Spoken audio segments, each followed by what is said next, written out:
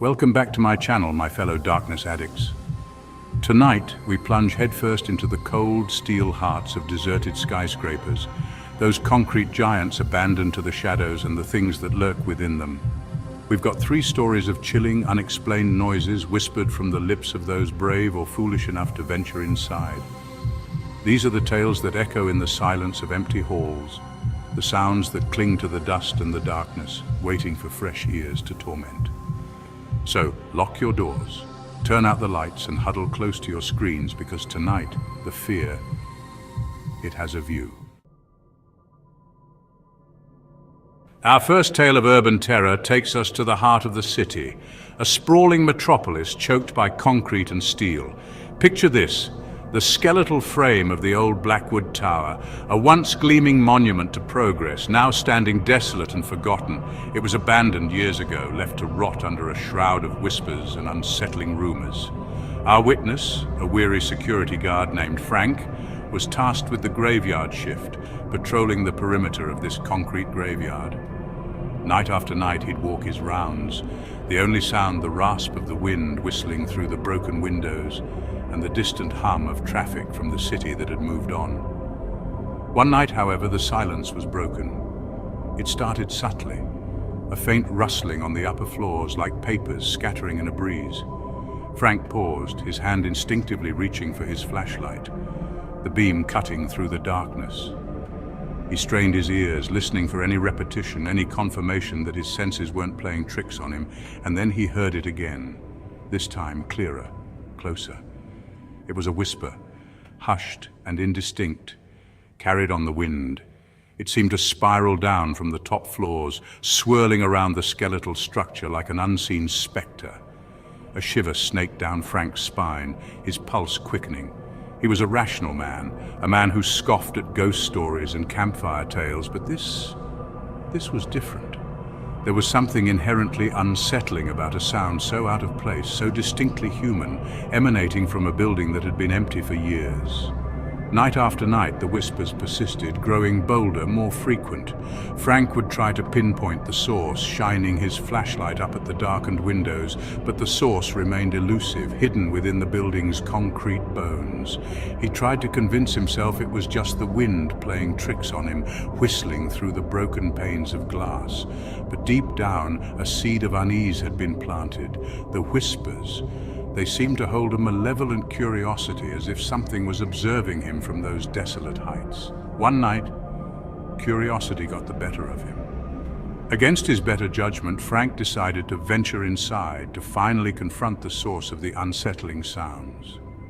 He stepped through the shattered remains of the front door, his footsteps echoing in the cavernous lobby, each step sending a fresh wave of goosebumps across his skin. The air inside was thick with the stench of decay and dust, the only illumination coming from his trusty flashlight beam. He climbed the stairs, each step punctuated by the eerie silence of the building, a silence so profound it felt almost alive, pressing in on him from all sides. As he reached the 10th floor, the whispers returned, closer now, almost discernible. He froze, his heart pounding in his chest. His blood ran cold as he realized the whispers. They were coming from inside the very room he was standing in front of. He slowly reached for the handle, his hand trembling, and pushed the door open. Our next descent into urban dread takes us to the echoing silence of the abandoned St. Simeon Hospital. Now, hospitals, they already wear a certain sadness, a residual echo of suffering and loss. But St. Simeon, it held a different kind of silence, a stillness that felt almost predatory. Our witness, a seasoned maintenance worker named Mick, knew this silence all too well. He'd been contracted to handle the final decommissioning of the building, a solitary figure navigating the echoing emptiness of deserted hallways and silent operating rooms. See, Mick wasn't one for spooks and stories. He dealt in pipes and wires, in the tangible guts of a building. But St. Simeon, it chipped away at his skepticism with every creaking floorboard and every flicker of faulty wiring. One evening, as the sun bled out over the city, Mick found himself in the main lobby, the air thick with the smell of disinfectant and decay. He was finishing up for the day, tools packed away, when he heard it, a faint ding echoing from the elevator shaft.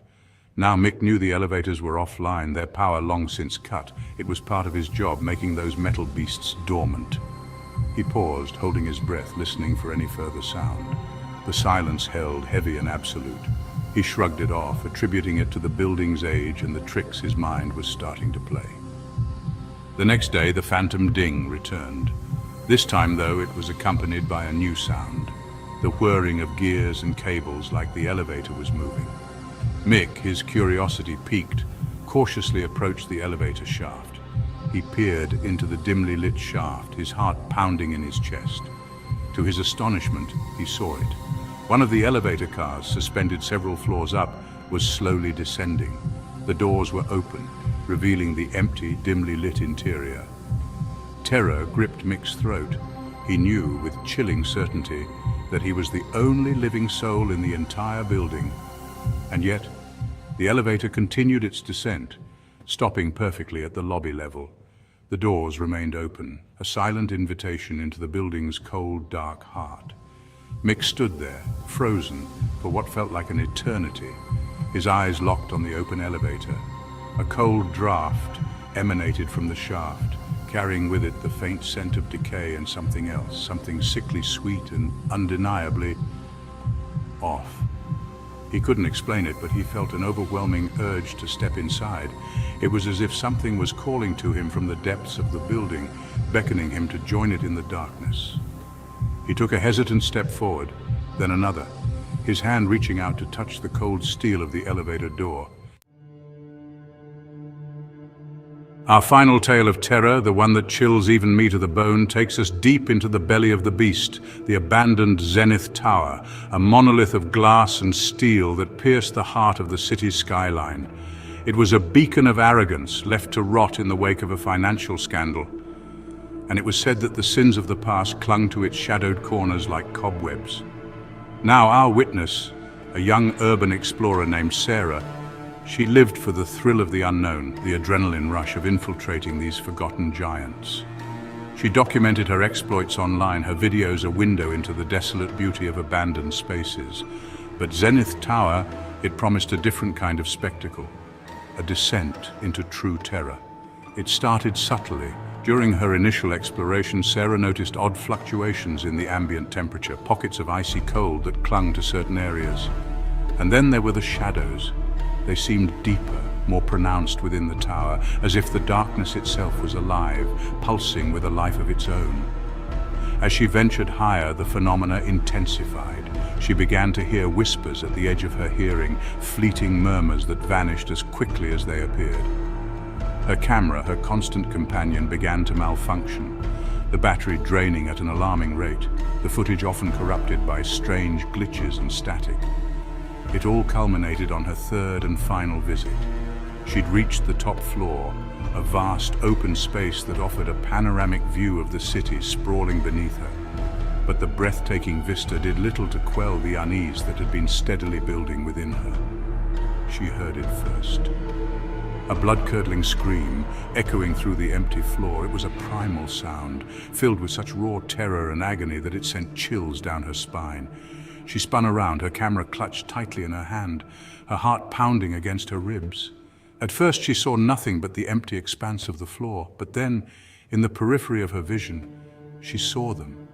Shadows, darker than the surrounding darkness, shifting and contorting at the edge of her sight.